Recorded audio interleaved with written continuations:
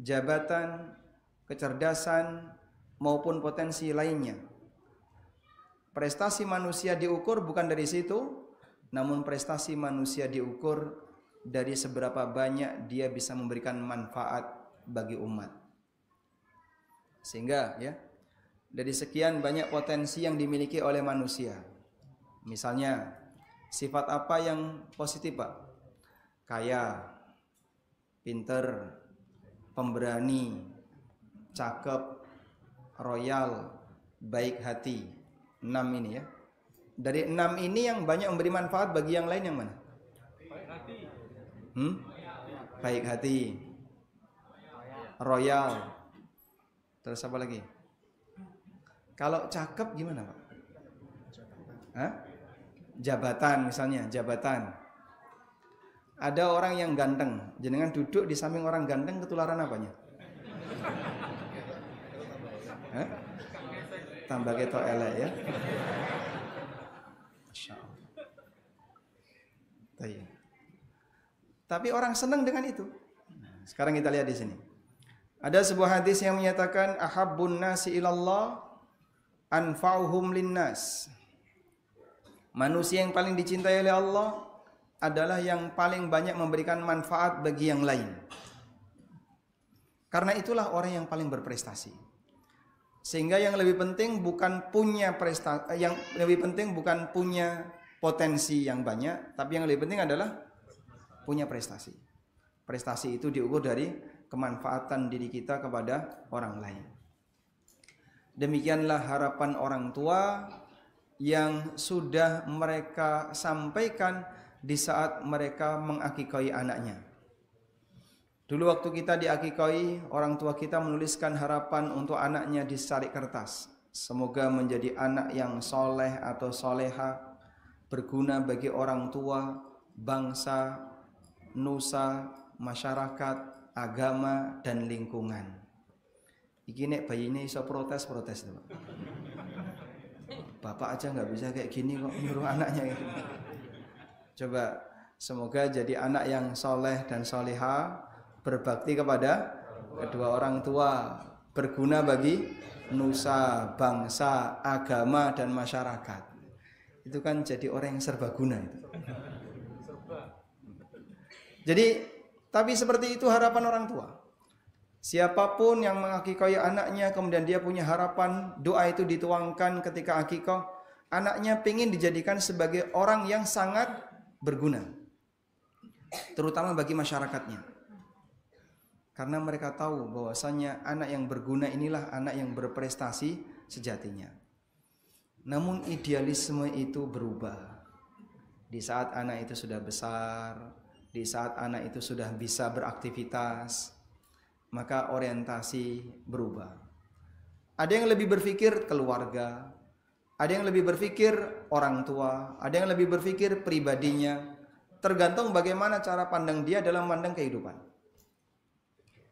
Sehingga idealisme orang tua juga berubah, idealisme anak juga berubah. Semenjak bayi, orang tua menitipkan sebuah amanah yang luar biasa.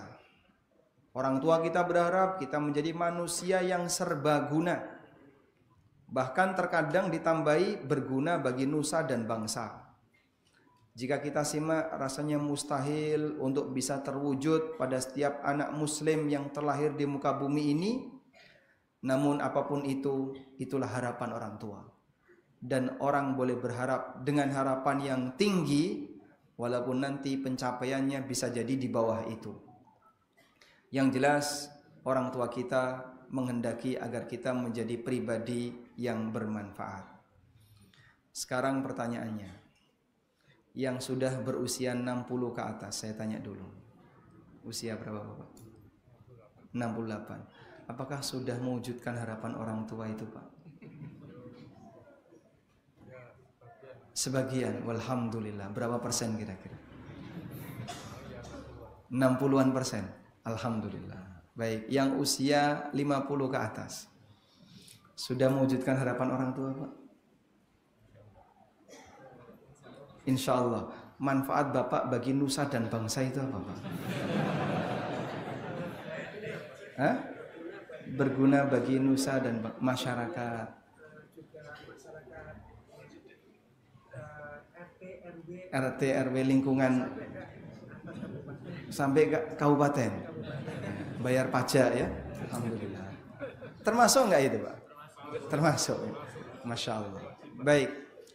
Jadi kalau kita mengukur diri kita masing-masing yang sudah berusianya 40 ke atas, 50 ke atas, apakah selama sekian tahun ini kita sudah mewujudkan harapan orang tua kita? Anda bisa mengukur. Aku ki manfaate apa urip ya? Kita urip malah jadi beban bagi orang, bukan memberi manfaat bagi orang. Kalau seperti itu, berarti Anda perlu sadar ada bagian yang perlu diperbaiki. Idealismenya tolong diangkat ulang. Sekarang mulai berpikir apa yang bisa kita berikan sesuai dengan harapan orang tua, bermanfaat bagi masyarakat, bermanfaat bagi agama, bermanfaat bagi nusa dan bangsa. Walaupun sebagian kecil yang bisa kita sumbangkan untuk itu. Manfaat bagi agama kok rasanya berat Pak ya. Baik, Bapak bisa nggak ikut andil dalam kegiatan sosial keagamaan? Bisa. Tapi mungkin sebagian kecil saja. Alhamdulillah, masuk. Saya mau wakaf. Masuk nggak itu? Masuk. Saya mau sedekah untuk kegiatan ini. Masuk. Sepanjang di situ ada dukungan untuk kegiatan beragama, insya Allah berarti kita sudah mewujudkan sekian persen dari harapan itu. Selanjutnya kita akan mengukur menjadi pribadi yang bermanfaat bagaimana caranya. Islam menghargai semua kelebihan manusia. Sebab potensi kita berbeda-beda. Namun kelebihan itu baru ternilai ketika pemiliknya paham syariat dan ilmu agama. Karena hanya dengan modal paham aturan agama, manusia bisa mengendalikan segala kelebihannya dengan benar sehingga manfaatnya lebih luas. Dan itu terlihat di lapangan. Dokter misalnya. Antara dokter yang paham agama dengan dokter yang tidak paham agama, orientasi dia ketika kerja sama atau beda, Pak? Kelihatan bedanya ya? Kelihatan bedanya. Contoh yang lain, aparat. Antara aparat yang paham agama dengan aparat yang tidak paham agama, orientasi dia ketika bekerja, Anda melihat ada perbedaan? Ada. Hal yang sama juga terjadi pada semua karyawan di semua instansi apapun dan semua profesi apapun. Mereka yang paham agama dengan yang tidak paham agama, orientasi dia ketika bekerja, ketika memberikan layanan bagi umat itu berbeda dan itu kelihatan. Nah, standar inilah yang pernah disampaikan oleh Nabi SAW, sebagaimana disebutkan dalam hadis dari Abu Hurairah radhiyallahu anhu, Rasulullah SAW bersabda. Coba Anda perhatikan hadis ini. Beliau mengatakan, "An-nasu ma'adin." Manusia itu barang tambang. Manusia itu seperti barang tambang. Khiyaruhum fil jahiliyah, khiyaruhum fil Islam idza faquhu. Manusia terbaik di zaman jahiliyah, dia juga yang akan terbaik di masa Islam. Idza faquhu, apa kecil, 1 gram 2 juta.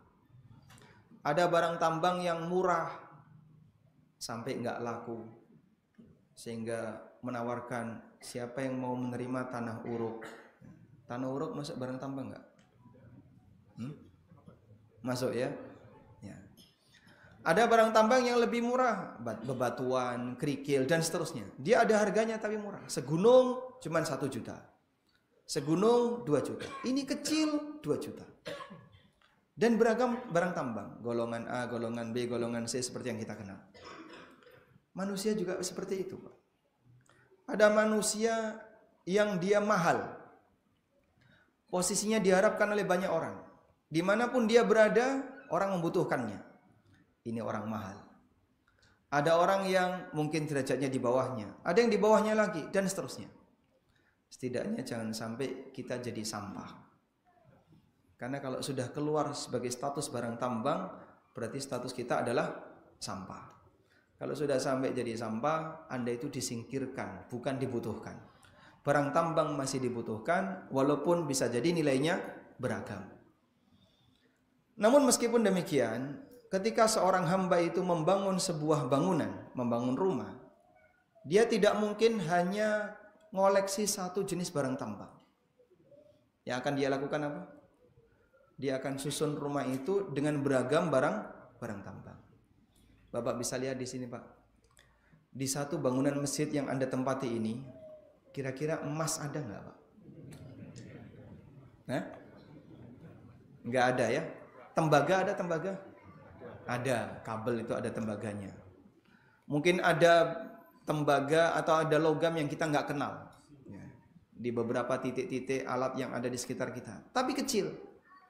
Namun yang kecil ini bermanfaat, sangat dibutuhkan. Ada yang jumlahnya besar dan dia ada di bawah kita. Tanah uruk, semen, kemudian besi dan seterusnya. Satu rumah membutuhkan aneka barang tambang. Maka satu kegiatan sosial butuh keterlibatan banyak orang. Dari mulai orang yang paling penting dalam kegiatan itu sampai orang yang punya peran walaupun bagian terkecil di kegiatan itu. Tugasnya apa? Noto sandal misalnya ya. Penting nggak itu, Pak? Penting ya? Penting. Tugasnya apa lagi? Tugas saya cuma menyediakan air minum untuk kebutuhan jamaah. Tugas saya bagian ini, tugas saya bagian ini. Orang tidak mungkin ketika bangun rumah, saya hanya butuh emas saja. Apa kamu mau nguruk tanahmu pakai tanah emas? Tidak mungkin. Saya butuh intan. Kamu tidak mungkin bangun bangunan dengan tembok intan. Kamu pasti akan butuh yang lain. Hal yang sama juga dalam sebuah kegiatan sosial, satu sama lain saling membutuhkan. Baik. Seperti itulah gambaran yang diberikan Nabi SAW. Barang tambang itu beragam, tapi dibutuhkan semuanya dengan nilai yang berbeda-beda. Sebagaimana manusia itu potensinya beragam, tapi semuanya punya manfaat sesuai dengan tingkatan potensinya. Sehingga tinggal apakah kamu mau memberikan manfaat sesuai dengan potensimu atau tidak. Nah, syarat untuk bisa mewujudkan itu kata beliau, idza faquhu, ketika sang hamba itu paham agama. Beliau sebutkan di sini khiyaruhum fil jahiliyah, orang terbaik di zaman jahiliyah. Kenapa disebut orang terbaik di zaman jahiliyah? Dia punya banyak potensi. Sehingga masyarakat jahiliyah merasa bangga ketika di tengah mereka ada orang yang punya banyak potensi. Pemberani, kaya, punya status sosial, punya jabatan, fisiknya bagus dan seterusnya. Itu potensi. Tapi kalau semua potensi ini tidak dimanfaatkan untuk kepentingan masyarakat, nggak ada nilainya. Sehingga mereka yang punya kelebihan itu akan menjadi orang yang punya kelebihan ketika masuk Islam, tapi dengan syarat paham agama. Baik. Makanya kalaupun misalnya ada orang yang merasa saya kayaknya nggak punya potensi apapun yang berarti, selain hanya bisa resik-resik mas. Nek kon resik-resik insya Allah saya masih sanggup. Kalau saya disuruh nyumbang masjid saya nggak sanggup. Disuruh jadi imam apalagi. Disuruh khotib gemeteran. Sehingga sama sekali dia tidak punya potensi dari sisi kelihatan di depan. Tapi saya kalau disuruh resik-resik insya Allah saya masih sanggup. Orang ini punya potensi nggak? Punya. Ya? Dibutuhkan nggak?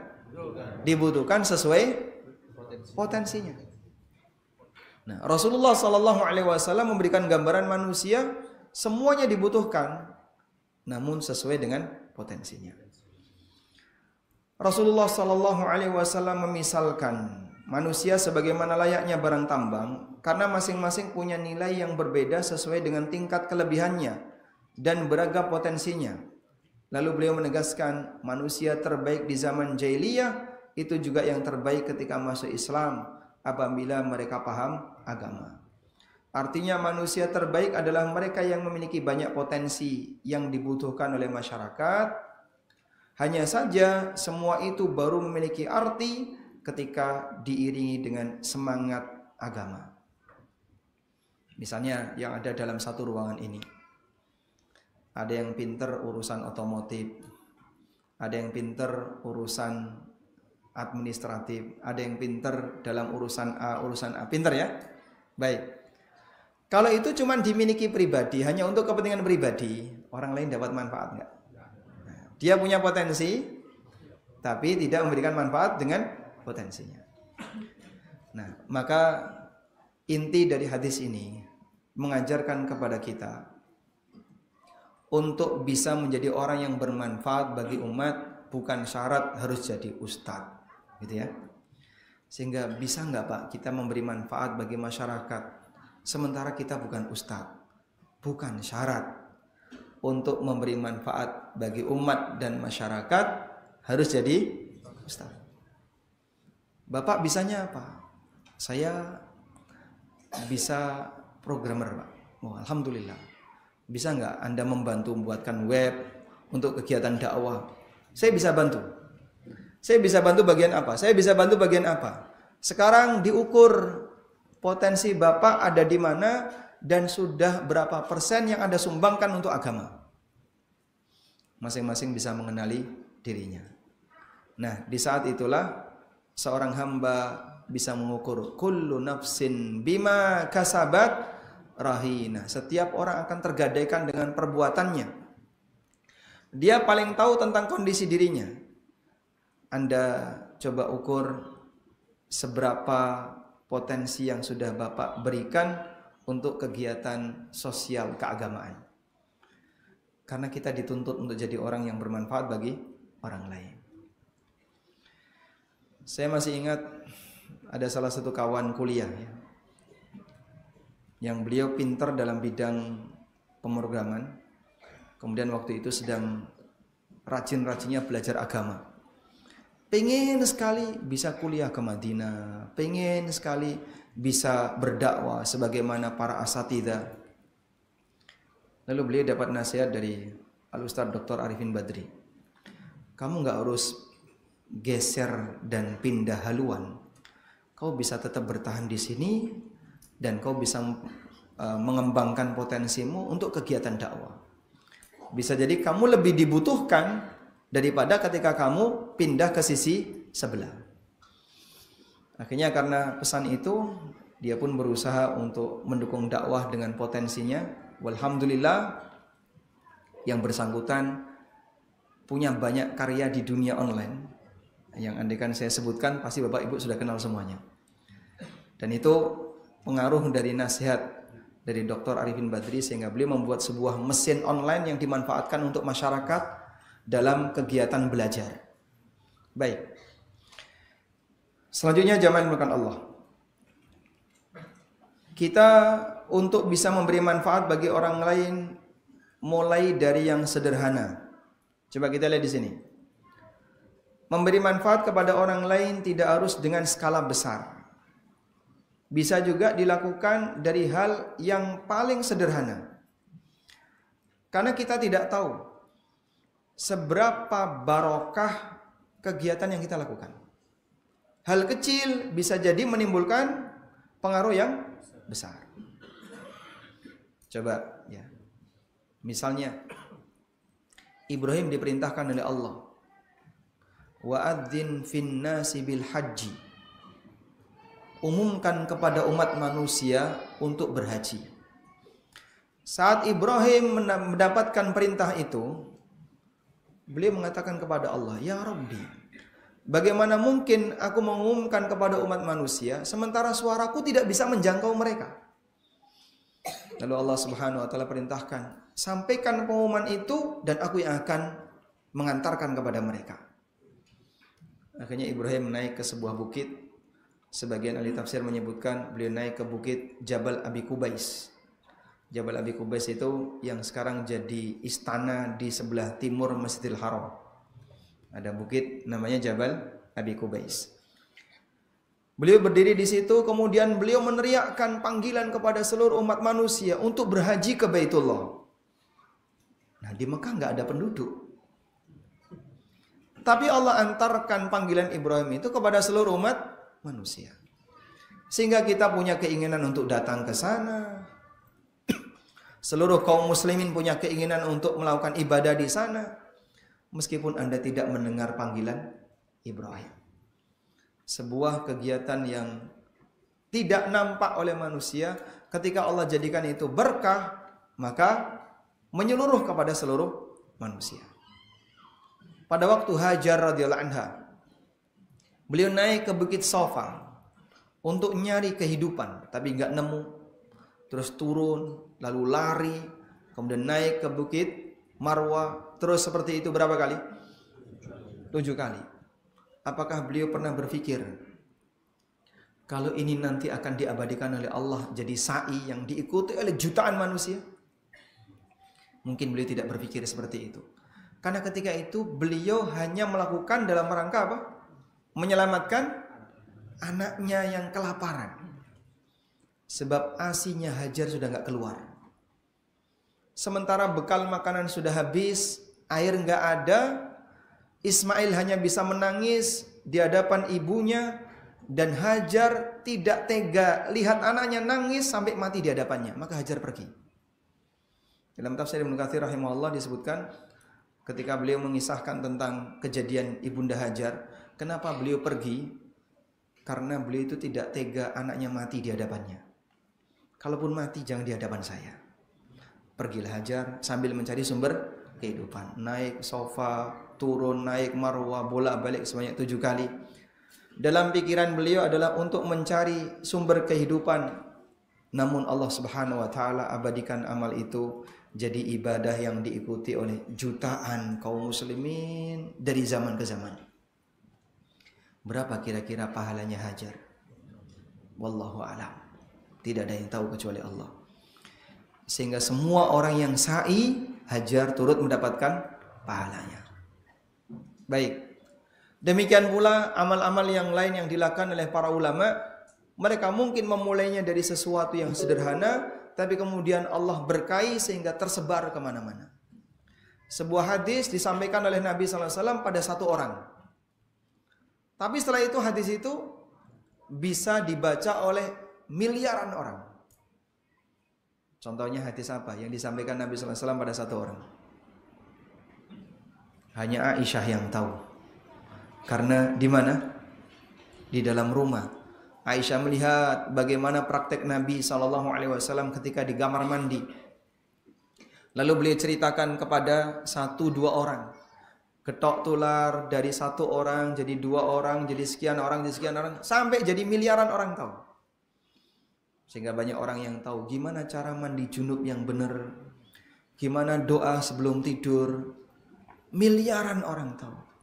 Yang sebelumnya hanya melalui proses memindahkan ilmu yang sangat sederhana dari 1 orang ke 1 orang. Gak perlu disebarkan online, Pak. Waktu itu kan gak kemudian viral di mana-mana kan? Tapi terjadi secara alami, organik, getok tular dari 1 ke 1 orang, ya. MLM, mulut lewat mulut, ya. Kemudian tersebar. Jadi tertulis, akhirnya semua orang bisa mempraktekannya. Maka Anda jangan berpikir bahwa kemanfaatan itu luas kalau viral di medsos. Belum tentu yang viral itu tahan lama. Ada banyak kejadian viral, hilang. Allah tidak berkahi. Tapi ada yang cuman pelan, sebentar, sedikit, gak ada orang yang tahu. Kemudian lama-lama jadi semakin meluas, semua orang jadi paham. Sehingga keberkahan itu diberikan oleh Allah, tidak harus dimulai dari sesuatu yang besar. Baik.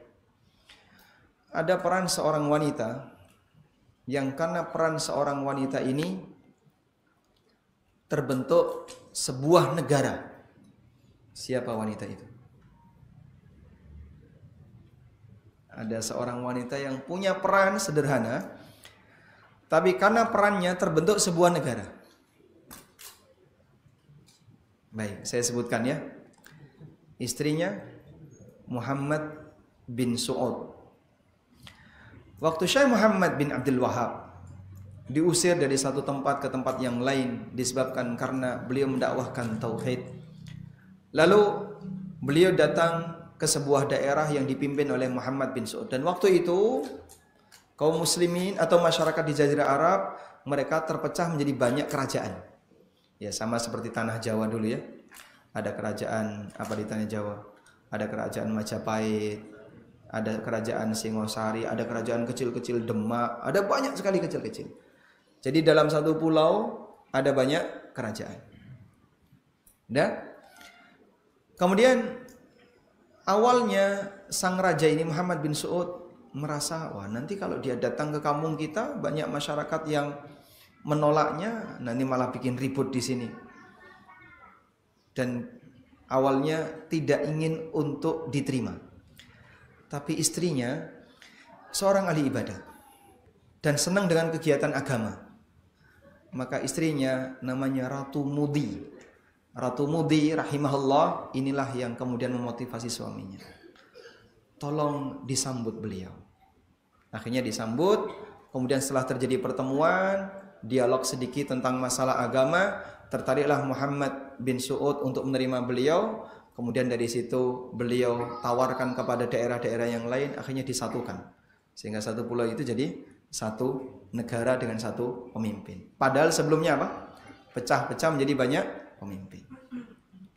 Dan masih banyak terkadang peran sederhana bisa memberikan manfaat yang besar. Sekarang kita lihat di sini. Mulai dari yang sederhana, memberi manfaat kepada orang lain tidak harus dengan skala besar. Bisa juga dilakukan dari hal yang sederhana. Apalagi di era media sosial, setiap muslim memiliki ruang yang sangat longgar untuk bisa berbagi kebaikan kepada orang lain. Di antara yang bisa Anda lakukan, satu, membagikan materi kajian yang bermanfaat dalam bentuk apapun kepada orang lain, baik video, audio, artikel, maupun yang lainnya. Bapak tidak ikut dalam kegiatan mengajar, tapi Bapak cuma naruh link, ini ada video bagus, barangkali kalau mau ditonton silahkan. Andai kan dalam satu grup tadi Pak, ada yang iseng, awalnya niatnya iseng, ini apa sih kok saya kok penasaran. Kemudian dia ngeklik, dengerin sampai selesai, dapat hidayah. Siapa yang dapat pahala? Anda yang nge-share tadi juga turut dapat pahalanya. Tapi Mas, saya kalau seperti itu nanti komentar itu banyak sekali Mas. Yang pedes-pedes juga ada. Jadi setiap kali saya naruh link selalu dikomentari dengan aneka komentar. Ya itulah konsekuensi ketika berdakwah. Sebagaimana dulu para nabi juga dikasih banyak komentar, Anda jangan merasa kecil hati kalau dikasih komentar. Terus caranya gimana Pak? Kalau kita sudah naruh link tapi ada banyak komentar, kasih link, setelah itu clear chat, dah selesai. Jadi kan nggak ke bawah emosi. Tapi kalau Bapak komentarnya dibacain satu-satu, ono sing pewedes, ono sing rodok pahit, seidik dan seterusnya, ke bawah emosi. Sehingga nggak perlu dibaca. Sudah, Bapak nggak berkepentingan dengan komentar ini. Kasih, kalau emang Anda yakin ini video yang baik, bermanfaat, taruh. Sudah, nggak usah tonton komentar. Kalau sudah numpuk komentar banyak, clear chat. Udah. Aman ya? Nah, daripada diladeni malah padu berantem. Apalagi kalau sudah merasa senior sehingga muncul kata-kata yang nggak benar dan seterusnya. Ada banyak sekali ya antar takmir berantem di WA. Tapi kalau ketemu di masjid akur. Nggih, Pak. Saat sholat jamaah bisa jejer. Tapi kalau di WA, Masya Allah, kata-kata nggak sopan itu keluar. Karena orang kalau nggak kelihatan cenderung lebih berani. Tapi kalau kelihatan mungkin dia akan lebih hati-hati, lebih waspada. Awas loh ya. Nanti kalau ngomong nggak sopan sama orang ini nyampluk. Nah, akhirnya dia hati-hati. Makanya saya sarankan Bapak Ibu yang tergabung di grup WA takmir, grup WA lingkungan, diam itu lebih selamat. Dan bisa jadi ketika Bapak mencantumkan kalimat-kalimat tertentu yang nggak sopan, ada orang yang sakit hati sampai terbawa emosi, kemudian tidak selesai di dunia, mungkin dia akan nuntut di akhirat. Mending kita diam. Kalau mau berdakwah cukup taruh informasi kajian, Anda taruh link kajian, Anda taruh artikel bermanfaat, tinggal. Ya. Ada banyak komentar, biarin aja. Nanti tinggal clear chat. 1-2 orang yang kemudian beliau tertarik untuk mendengarkan dan ada hidayah di situ, insya Allah Anda turut dapat pahalanya. Yang ngasih hidayah siapa, Pak? Bukan kita, Allah. Sehingga tugas kita cuman berbagi.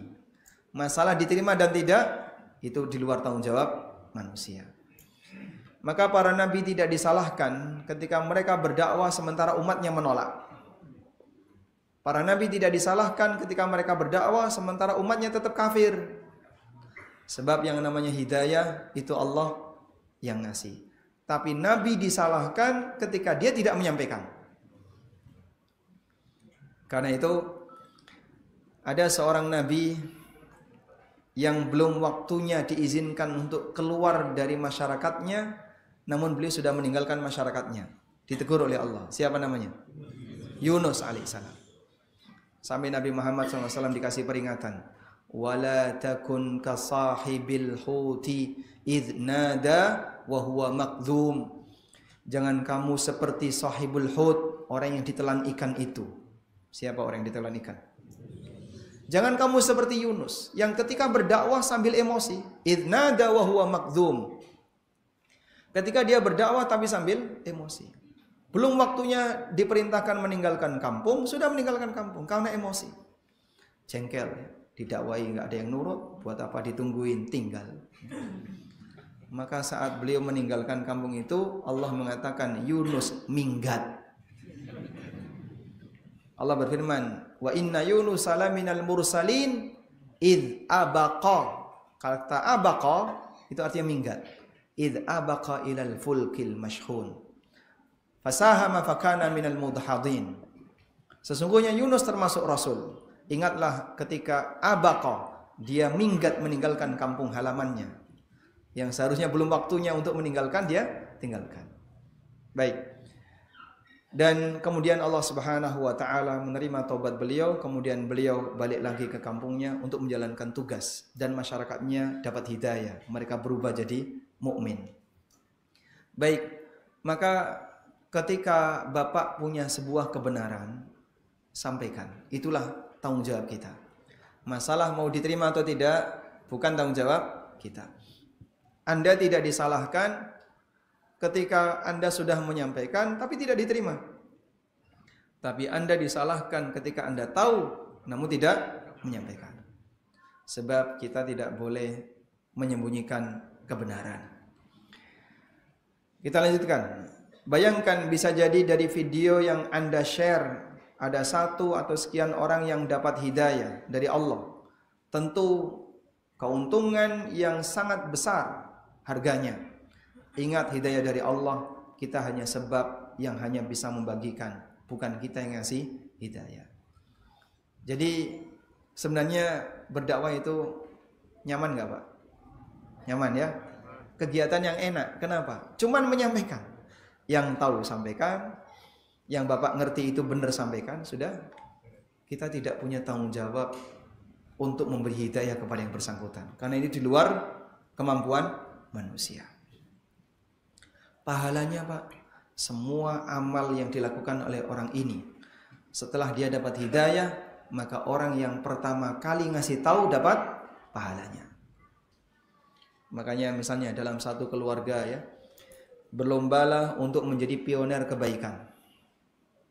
Ada dalam satu keluarga bapaknya lebih soleh daripada anaknya, suaminya lebih soleh daripada istrinya, istrinya lebih soleha daripada suaminya. Lalu saling mempengaruhi. Dan siapa yang memberikan pengaruh terbaik bagi anggota keluarganya, kemudian pasangannya berubah jadi lebih baik, insya Allah yang bersangkutan turut dapat pahala. Istri saya nggak pernah jilbaban Pak, tapi saya sabar, tak rawati, tak kasih makan. Masya Allah. Tidak saya telantarkan. Ora dikon golek dhewe ta, Pak, nggih. Tetap dikasih nafkah dan ditemani dengan baik. kemudian dinasehati pelan-pelan sampai istri saya berubah. Sekarang alhamdulillah sudah jadi panitia kajian. Masya Allah. Padahal awalnya nggak kenal dengan yang namanya nuansa kajian. Sekarang beliau lebih rajin kajian daripada saya. Esok sore awan bengi ngaji terus. Masya Allah, panitia kajian gitu. Baik. Coba kita lihat di sini. Nabi SAW bersabda, "Wallahi li ayyahdiyallahu bika rajulan wahida." Demi Allah, ketika Allah memberikan petunjuk satu orang bika disebabkan karena dakwahmu. Satu orang dikasih petunjuk oleh Allah bika disebabkan karena dakwahmu. Kita cuma sebab. Khairun laka min ayyakuna laka humrun na'am. Lebih baik bagimu dibandingkan kau punya kendaraan mewah. Onta merah itu onta yang kuat ketika dipakai berkendara dan nurut. Makanya mahal. Sehingga jenis onta ini nilainya mahal karena di masa silam onta ini kalau dipakai berkendara enak, nyaman. Ya. Kendaraan yang mahal kan kaki-kakinya yang bagus ya. Kaki-kakinya yang bagus ya. Nah, onta merah kurang lebih seperti itu. Dia kuat ketika berjalan dan nurut. Bukan model onta yang gampang membangkang. Nabi SAW ngasih gambaran, ketika kau menyampaikan kebenaran kepada orang lain, lalu diterima oleh yang bersangkutan, karena Allah ngasih hidayah kepada beliau, itu lebih baik daripada kau memiliki kendaraan yang mewah. Baik. Hadis riwayat Bukhari. Sehingga ini memberi peluang bagi setiap muslim. Kalau Bapak pengen pahala yang tidak pernah putus, mari kita sama-sama punya peran menyebarkan kebaikan bagi orang lain. Setidaknya Anda memberi pengaruh bagi orang lain untuk mau menerima kebaikan itu. Jadi misal ya, di grup ada teman Anda yang nge-share video. Bapak cuman modal ngasih jempol di grup itu, walaupun tangan kiri, Pak. Jempolnya tangan kiri atau kanan? Walaupun cuma tangan kiri. Oh, pas, ada yang jempoli.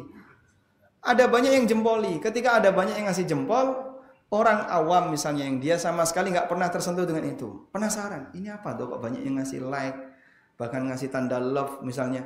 Buka dia. Dengan sebab like yang Anda berikan membuat orang ingin buka. Semua dapat pahala enggak? Ya? Tidak ada amal sekecil apapun kecuali manusia akan melihatnya. Fama ya'mal mithqala dzarratin khairan yara. Wa may ya'mal mithqala dzarratin syarran yara. Bapak kasih komen tuh di YouTube. Mana ada video ustadz yang komennya enggak benar misalnya. Bapak masuk, ngasih komen yang benar. Jadi kan mengimbangi. Setidaknya bantai misalnya. Ini ada yang komen kayak gini, ada yang komen kayak gini. Kita ikut komen. Dengan komen yang kita berikan jadi dukungan bagi yang bersangkutan. Dan ketika itu memberikan manfaat bagi kegiatan dakwah, insya Allah amal Anda tidak sia-sia. Ada satu orang yang beliau oleh Nabi SAW didoakan agar mendapatkan dukungan dari malaikat Jibril. Sampai dukungan dari malaikat Jibril. Siapa namanya? Nah, siapa nama orang itu? Hasan bin Thabit. Siapa Hasan bin Thabit? Penyair Nabi SAW. Nabi SAW mendoakan Hasan bin Thabit, Allahumma ayyidhu biruhil qudus. Ya Allah, berikan dukungan Hasan bin Thabit dengan Ruhul Kudus, Jibril. Wallahu a'lam, itu dimaknai Allah berikan ilham kepada yang bersangkutan untuk bisa menciptakan syair yang indah, yang dengan syair itu bisa membela Nabi Muhammad SAW dan membela Islam. Kenapa harus syair, Pak? Karena dulu yang viral itu syair. Jadi kalau bahasa kita, ada orang dia punya media sosial yang viral. Sehingga apapun yang ditulis di situ pasti banyak orang yang membacanya. Misalnya media berita yang sudah terkenal bahkan sering nongol di halaman pertama Google, sehingga orang ketika searching kosakata ini sebagai kata kunci muncul dia yang pertama. Ya? Kalau Bapak buat web yang baru, yang namanya tidak terkenal, muncul nggak di halaman? Mungkin tenggelam di halaman 100 sekian. Nggak mungkin orang akan menemukannya. Tapi kalau media ini media yang sudah tua, yang sudah lama, kontennya banyak, diakui sama Google misalnya. Tapi orang ini nulis di situ. Dan dia punya banyak pengaruh. Misalnya seorang wartawan. Begitu dia nulis, viral. Nulis, viral. Nah, di masa Nabi SAW dan di masa para sahabat, yang viral itu kalimat syair. Kalau bukan kalimat syair ya dianggap seperti berita biasa. Tapi kalau sudah kalimat syair, dia punya tempat untuk menyampaikan kepada masyarakat. Ada tempat namanya nadi. Nadi ya, itu tempat kumpulnya orang. Ya, mungkin bahasa kita nadi itu seperti balai RT ya. Jadi di balai itu ada panggung. Kemudian ada banyak orang, dikasih banyak tempat duduk di situ. Orang biasa kumpul di situ ya untuk membicarakan banyak hal. Siapa yang bisa syair boleh naik panggung. Yang nggak bisa syair nggak punya panggung. Hasan bin Thabit punya syair sehingga beliau bisa menyampaikan syair. Begitu disampaikan langsung viral. Maka Nabi SAW memohon kepada Allah agar Hasan diberi kekuatan dengan dukungan Ruhul Kudus. Yang kedua, Anda bisa kasih dukungan untuk video atau materi kajian yang sunnah dengan like, komen yang positif dan dukungan yang lain. Coba kita lihat di sini. Bagaimana penghargaan yang diberikan oleh Allah Subhanahu wa taala kepada binatang hanya karena masalah dukungan. Abdullah bin Amr radhiyallahu anhu pernah mengatakan, la taqtulud dhafadi', janganlah membunuh katak. Fa inna naqiqaha tasbihun. Karena katak itu suaranya apa? Mengorek, kodok ngorek ya. Karena suara katak itu tasbih. Wala taqtulu al-khufash, dan jangan membunuh kelelawar. Kenapa jangan membunuh kelelawar? Beliau ngasih alasan. Fa innahu lamma kharaba Baitul Maqdis, ketika Baitul Maqdis itu dibakar oleh orang jahat di masa silam. Qala, kelelawar ini berdoa kepada Allah. Ya Rabbi, sallitni 'alal bahri hatta ughriqahum. Ya Allah, berikan aku kuasa untuk bisa mengendalikan lautan, akan aku tenggelamkan mereka. Dukungan dari siapa? Dari kelelawar. Sehingga karena dukungan dari kelelawar, dia nggak bisa apa-apa.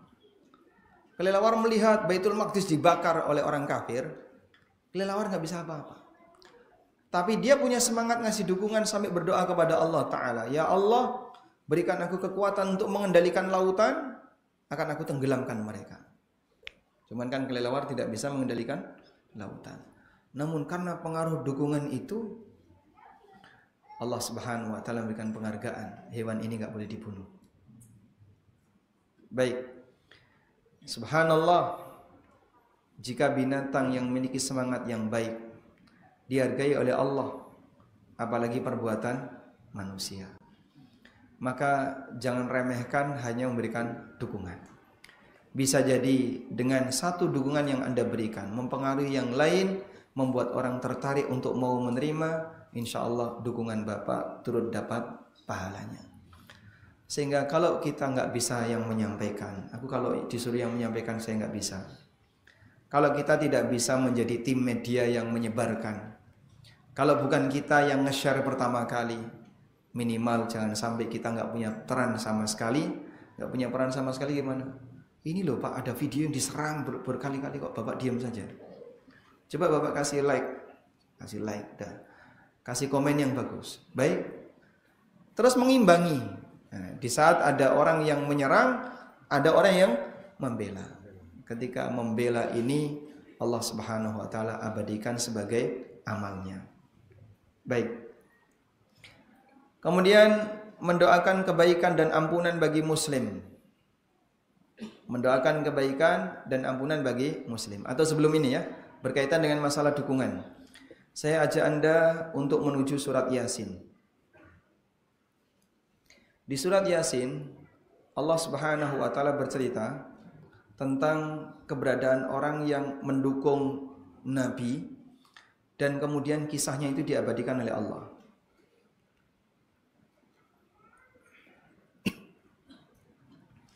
Allah Ta'ala berfirman, "Wadrib lahum mathalan ashabal qaryah." Sampaikan kepada mereka sebuah kasus permisalan tentang penduduk negeri. Idh ja'ahal mursalun, ketika mereka didatangi oleh para rasul. Idh arsalna ilaihim utsnaini, ingatlah ketika kami mengutus kepada mereka 2 nabi. Jadi yang diutus 2 nabi sekaligus dalam waktu yang sama. Fakadzabuhuma, mereka mendustakan kedua nabi itu. Fa'azzazna bitsalitsin, lalu kami tambahkan 1 nabi lagi sehingga totalnya jadi 3. Faqalu, lalu mereka mengatakan, inna ilaikum mursalun, kami adalah utusan Allah yang dikirim untuk kalian. Qalu ma antum illa basyarum mithluna, terjadilah debat dan dialog antara nabi ini dengan umatnya yang kafir. Tapi ada satu orang yang diabadikan oleh Allah ceritanya meskipun tidak disebutkan namanya. Waja'a min aqsal Madinah rajulun, datanglah seorang lelaki dari ujung kota, yas'a, sambil berlari. Qala, kemudian dia memberikan pembelaan kepada para nabi ini. Ya qaumi ittabi'ul mursalin, wahai kaumku, ikuti para rasul ini. Dia bukan nabi, tapi dia memberi dukungan kepada sang nabi, lalu menyampaikan kepada masyarakatnya, ikuti para rasul ini. Ittabi'u man la yas'alukum ajra wa hum muhtadun, ikutilah orang yang tidak meminta upah dari kalian dan mereka adalah orang yang mendapatkan petunjuk. Dan seterusnya sampai akhirnya terjadi apa? Orang ini dibunuh. Orang ini dibunuh. Nah, saat orang ini dibunuh, Allah Subhanahu wa taala menceritakan bagaimana kondisi dia ketika mendapatkan kebaikan dari Allah Subhanahu wa taala. Qila dukhulil jannah, Allah perintahkan kepadanya, masuklah kamu ke dalam surga. Qala, lalu orang ini mengatakan, ya laita qaumi ya'lamun, andaikan masyarakatku tahu apa yang sekarang aku alami. Bima ghafarali rabbi waj'alani minal mukramin, andaikan mereka tahu ampunan yang Allah berikan untukku dan Allah jadikan aku sebagai orang yang mulia. Jadi setelah orang ini dibunuh, dimasukkan oleh Allah ke dalam surga, lalu beliau mengatakan, andaikan masyarakatku tahu sekarang aku berada di surga. Tentu mereka akan mau mengikuti para rasul itu. Subhanallah. Sehingga ngasih dukungan diabadikan oleh Allah Subhanahu wa taala, kisahnya dalam Al-Qur'an walaupun beliau bukan nabi. Contoh yang lain, siapa yang Allah ceritakan dalam Al-Qur'an ngasih dukungan kepada Musa? Wa qala rajulun min ali Musa, wa qala rajulun mu'minun min ali Musa yaktumu imana, berkatalah orang yang beriman dari keluarga min ali Fir'aun yaktumu imana, dari keluarga Fir'aun yang dia menyembunyikan imannya. Hah? Siapa itu? Bukan, dia seorang lelaki. Jadi pada peristiwa ketika Musa dan Fir'aun sedang debat, disaksikan oleh banyak orang. Lalu ada orang dari kalangan keluarga Fir'aun, tapi lelaki, yang dia mengatakan, ataqtuluna rajulan qala rabbi Allah, apakah kalian akan membunuh orang yang mengatakan Rabbku adalah Allah? Wa qad ja'akum minal bayyinat, padahal sudah datang aneka keterangan kepada kalian. Dan Masya Allah, dia menyembunyikan imannya, seolah-olah masih berada di pihak Fir'aun, tapi mendukung Musa agar Musa tidak dibunuh. Maka ngasih dukungan itu bukan hal yang sia-sia. Allah Subhanahu wa taala abadikan amalnya sampai diceritakan oleh Allah taala dalam Al-Qur'an. Baik. Selanjutnya kita akan belajar memberi manfaat bagi orang lain dalam bentuk yang ketiga. Apa memberi manfaat bagi orang lain dalam bentuk yang ketiga? Mendoakan kebaikan dan ampunan bagi muslim. Berbuat baik kepada orang lain yang paling mudah dilakukan adalah dengan mendoakannya. Anda tidak perlu keluar modal uang, Anda tidak perlu banyak tenaga yang harus dikeluarkan, Anda hanya bermodal ketulusan batin untuk mendoakan yang bersangkutan. Jika kita mendoakan semua muslim, berarti kita telah berbuat baik kepada mereka. Nabi SAW bersabda, "Man istaghfara lil mu'minina wal mu'minat." Barang siapa yang memohonkan ampunan untuk orang mukmin laki dan perempuan, kataballahu lahu bikulli mu'minin wa mu'minatin hasanah. Maka Allah akan catat untuknya sebagai amal kebaikan sebanyak mukmin dan mukminah. Ini seperti yang sering diucapkan oleh khatib ketika Jumatan. Allahumma gfir lil mu'minina wal mu'minat. Langsung jamannya tangi katanya. Kenapa Pak? Bahasa Arab buyar. Khutbah sudah mau selesai. Sebelumnya dia merem turu begitu. Allahumma gfir langsung tangi. Waton nudu amin, amin, amin. Khatib ketika khutbah Jum'ah mereka mendoakan kebaikan untuk mukmin yang hidup maupun yang mati. Allahumma gfir lil mu'minina wal mu'minat wal muslimina wal muslimat al ahya'i minhum wal amwat, baik yang masih hidup maupun yang sudah mati di antara mereka. Dia memberikan kebaikan bagi semuanya dengan doa kebaikan agar mereka diampuni. Baik. Jangan sampai mukmin di sekitar kita lebih banyak jadi korban umpatan dan gibah lisan kita, sementara mereka tidak pernah mendoakan doa baik dari kita. Baik, coba mana sekarang saya tanya. Ya, masnya sudah menikah belum? Sudah. Tinggal bersama siapa? Mertua. Baik. Bapak punya tetangga? Punya. Pernah nggak berdoa kepada Allah? Rabbighfir jiranana, ya Allah ampunilah tetanggaku sebelah kanan, ampuni tetanggaku sebelah kiri. Pernah berdoa seperti itu? Hah? Kayaknya nggak pernah Pak ya? Nggak pernah. Oh kafir, tetangganya non muslim, masya Allah. Anda bisa ganti redaksi doanya, ya Allah berikanlah hidayah tetangga saya sebelah kanan, sebelah kiri. Baik, sudah tinggal berapa lama di satu tempat tertentu, Pak? Bapak tinggal di mana? Ya, di Sepanjang. Berapa lama Bapak tinggal di Sepanjang? 15 tahun. Selama 15 tahun Bapak bertetangga dengan orang di sekitar rumah Bapak. Pernah mendoakan kayak gitu? Ya Allah, ampunilah tetangga saya sebelah kanan, sebelah kiri, sebelah depan, belakang itu. Pernah? Alhamdulillah. Sering atau jarang? Jarang. Jadi kalau kita diminta untuk ngukur Pak, kadang kan obrolan suami istri itu sasarannya siapa? Ya? Tetangga, anaknya tetangga, cucunya tetangga, mantune tonggone barang. Semuanya jadi objek obrolan suami istri. Begitu Pak ya? Sehingga lagi makan bareng, ketemu bareng dengan suami istrinya di dapur atau di ruang makan atau di tempat ruang tamu. Yang jadi obrolan tetangganya. Makanya kalau kita diminta untuk ngukur, lebih sering mana Pak? Gibah tetangga atau mendoakan tetangga? Hah? Lebih sering? Yang nomor 2 nggak pernah kok. Cara yang paling mudah untuk memberikan kebaikan bagi tetangga, Anda tidak perlu ngasih hadiah ke mereka, bisa dengan cara mendoakan. Bisa jadi doa ini lebih istimewa dibandingkan sebatas hadiah. Ya Allah ampunilah ketua takmir Masjid Al-Hikmah.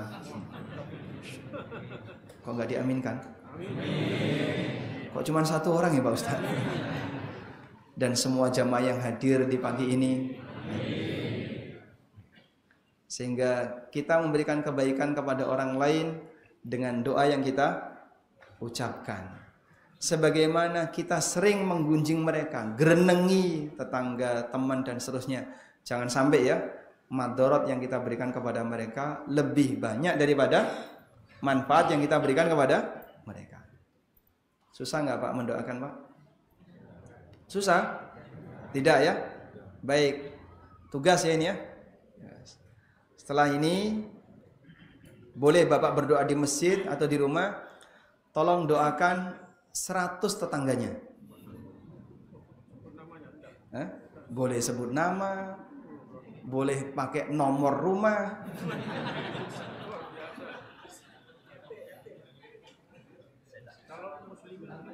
Muslimin muslimat bagi semuanya. Maka pakai bahasa yang paling singkat ya. Ya Allah ampunilah semua muslim dan muslimah sekampung ini. Itu lebih dari 100 insya Allah ya. Alhamdulillah. Baik, demikian yang bisa kita sampaikan, mudah-mudahan bermanfaat. Wassallallahu ala nabiyyina Muhammadin wa ala alihi wa sahbihi wasallam.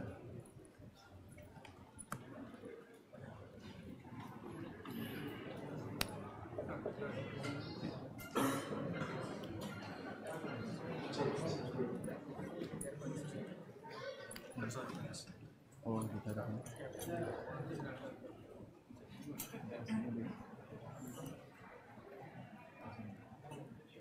silakan. Assalamualaikum Ustaz. Waalaikumsalam warahmatullah. Ana mau tanya, apa hukumnya jika Ana menerima pemberian berupa barang dari seorang teman yang kerja di bank konvensional seperti tas, payung, kalender, jasa pembayaran kasir. Baik. Apa hukumnya kita menerima hadiah dari teman yang kerja di bank konven? Tadi disebutkan ada tas, kalender, kemudian payung dan seterusnya. Kalau hadiahnya merchandise seperti ini, perlu dilihat merchandise-nya itu ada logo banknya atau tidak. Kalau ada logo banknya, ya berarti jangan turut mempromosikan. Maka ketika dikasih hadiah seperti itu, silakan Anda tolak, sampaikan mentahannya aja ada enggak. Nah, biar Anda tidak turut mempromosikan. Kalender kan ada logonya. Nah, nanti kan dipajang. Kan nggak mungkin kalender digulung terus. Yang kedua, kalau hadiah itu bukan merchandise kantor, bukan merchandise perusahaan, seperti makanan atau termasuk uang dan seterusnya, boleh nggak diterima? Dalam hal ini ada dua pendapat ulama. Sebagian ulama mengatakan jika yang bersangkutan masih punya sumber pendapatan yang halal walaupun tidak dominan. Jadi misalnya bapaknya kerja di bank, ibunya jualan lotek misalnya, istrinya jualan di rumah.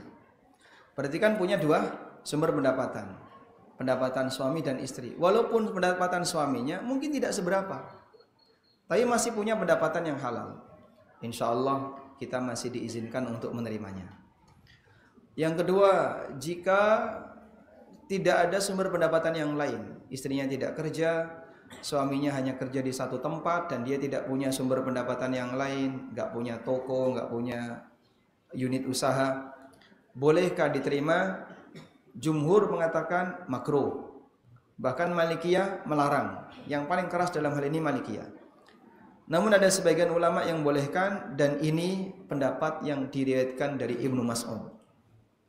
Ada orang yang tanya kepada Ibnu Mas'ud, saya punya teman rentenir dan dia ngasih hadiah ke saya, bolehkah saya terima? Kata Ibnu Mas'ud, lakal hanna wa alaihil ana. Kau berhak untuk mendapatkan hadiah itu, dan yang nanggung dosanya adalah dia. Ya, artinya harta haram itu kita yang menerima hadiah dari pemilik tidak turut berdosa.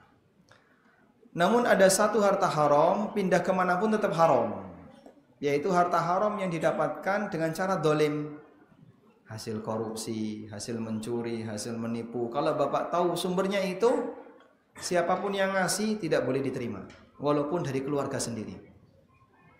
Misalnya ada orang yang tetangga masjid korupsi, lalu dia nyumbang ke masjid, boleh diterima nggak? Tidak. Bahkan aturan di negara kita juga melarang, karena ini termasuk penadah, money laundry. Boleh? Tidak boleh. Wallahu a'lam. Pertanyaan berikutnya, Ustaz. Assalamualaikum Ustaz, izin bertanya, manakah yang lebih didahulukan, berkurban atau membayar hutang riba? Jazakumullah khairan. Mana yang lebih didahulukan, kurban atau bayar utang riba? Hah? Bayar utang. Kenapa? Wajib. Kalau kurban sunnah. Mana yang lebih didahulukan, umrah atau bayar utang? Utang. Nah, pertimbangannya begini. Ketika Anda bayar utang, perlu melihat utang itu mendesak atau tidak. Satu. Sehingga utangnya nggak mendesak, Pak. Utangnya itu terjadwal. Sehingga Anda bayar utang ini nyicil, dipercepat nggak bisa. Misalnya berapa sih nilai hewan kurban satu kambing yang paling murah di Surabaya berapa? 2 juta misalnya. 2 juta kambing layak kurban. Bapak punya uang 3 juta. Sudah? Kewajiban nyicil utang anggaplah 2 juta.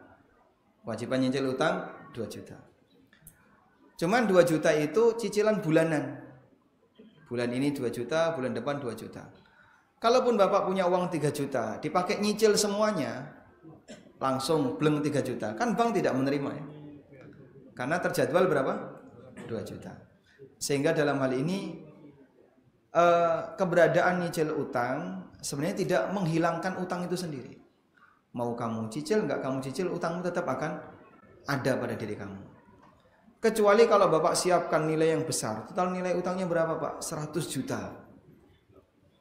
Sudah, saya mau lunasi sekarang, tutup.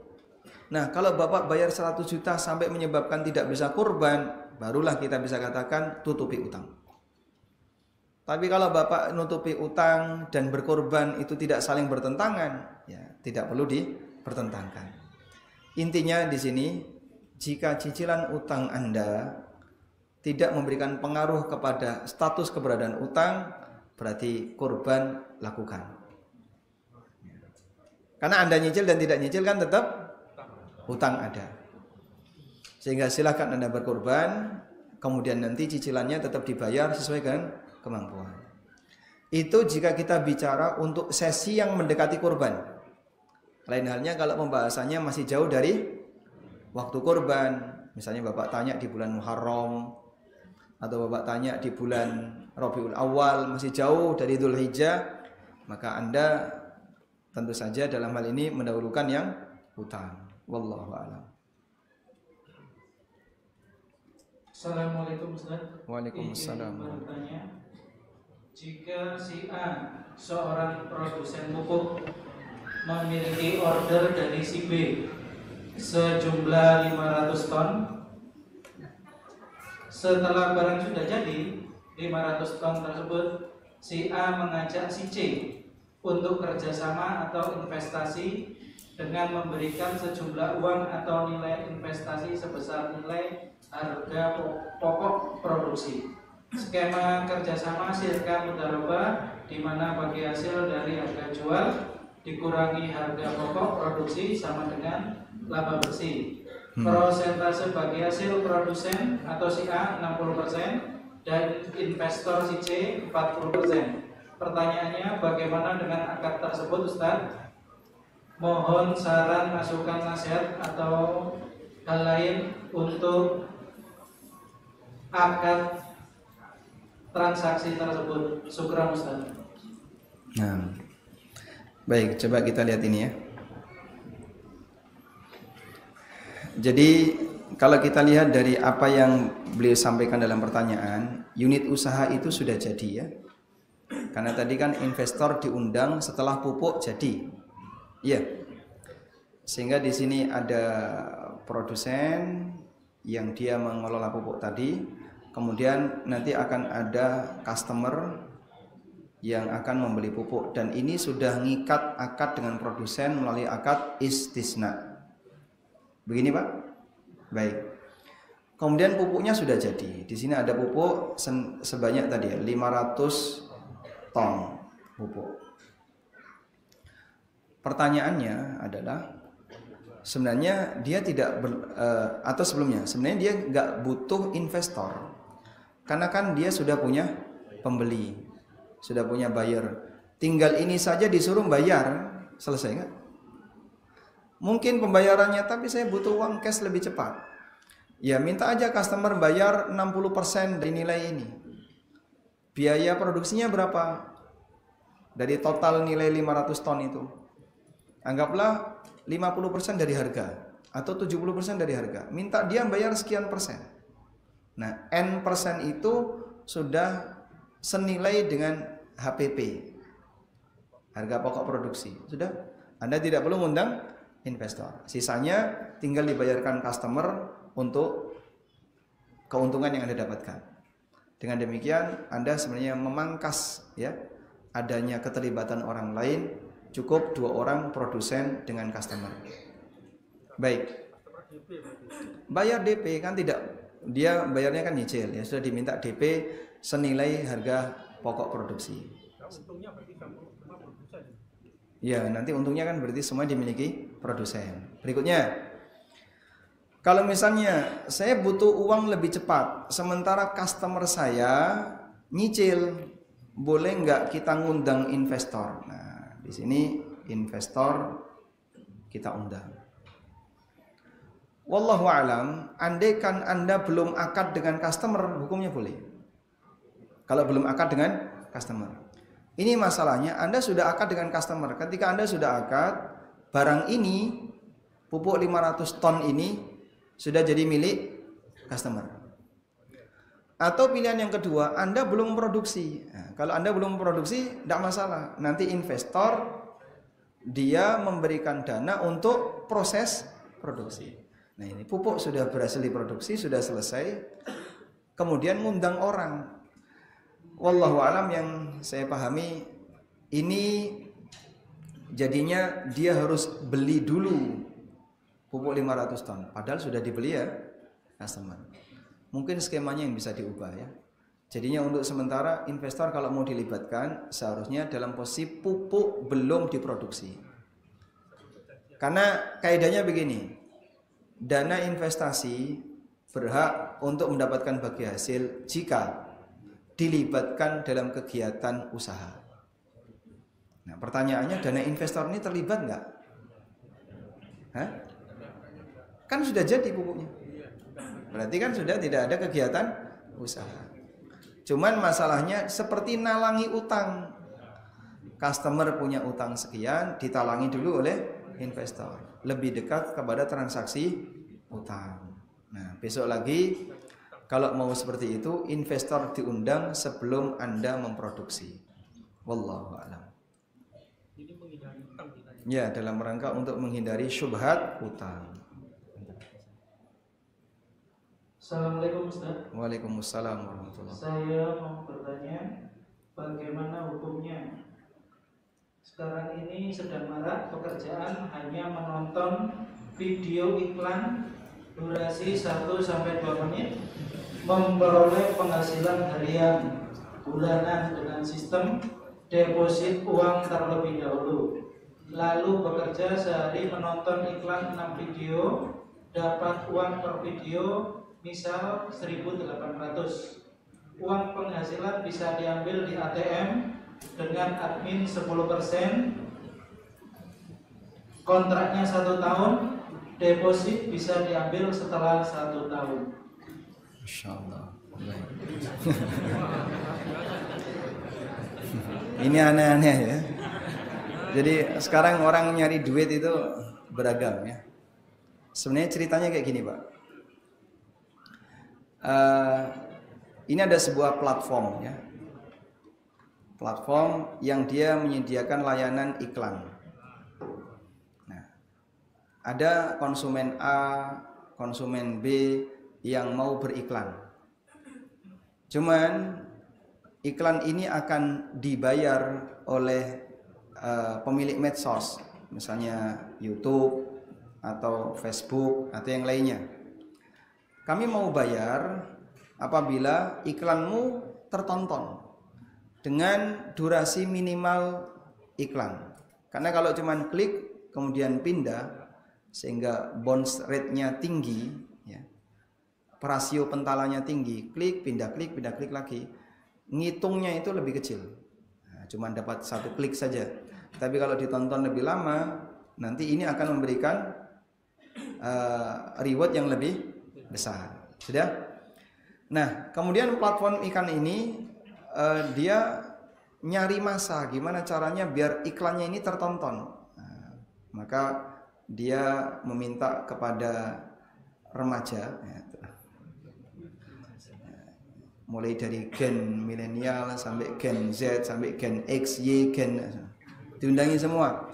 Tolong kamu tonton iklan. Nanti kamu saya beri uang. Nah, uangnya itu kan dari YouTube ini.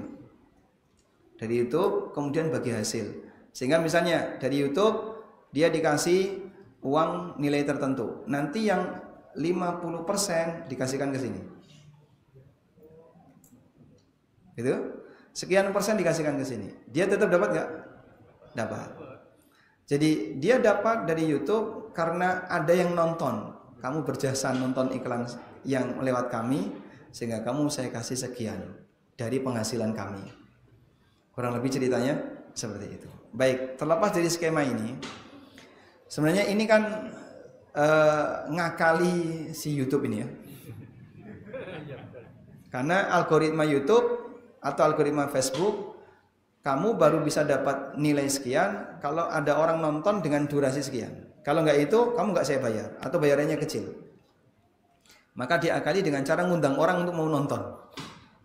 Baik. Sehingga kenapa kok nonton iklan itu bisa dapat duit? Ya, karena ini.